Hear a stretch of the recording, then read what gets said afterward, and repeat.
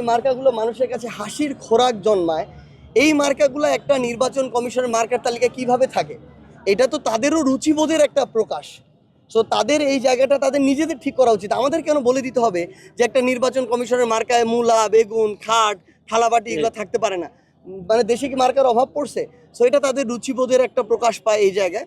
আমরা আশা করছি তারা এটা সংশোধন করবে।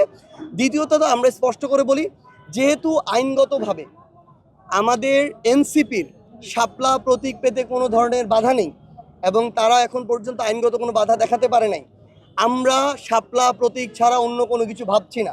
আমরা সর্বশেষ সাদা শাপলা, লাল শাপলা তাদের অপশন দিয়েছিলাম।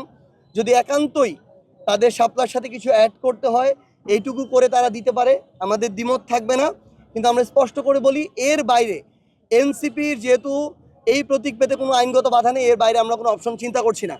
এটা আমরা স্পষ্টভাবে দেখতে পাচ্ছি, এখানে নির্বাচন কমিশন স্বেচ্ছাচারিতা করছে, তারা এখানে ক্ষমতার অপব্যবহার করার চেষ্টা করছে এবং এই আচরণটা অবশ্যই তারা প্রকাশ করছে তখন যখন তারা কারো দ্বারা প্রভাবিত হচ্ছে। সো স্বাধীন একটা প্রতিষ্ঠান কারো দ্বারা প্রভাবিত হয়ে স্বেচ্ছাচারিতা করবে, এটা আমরা কখনোই মেনে নিতে পারি না।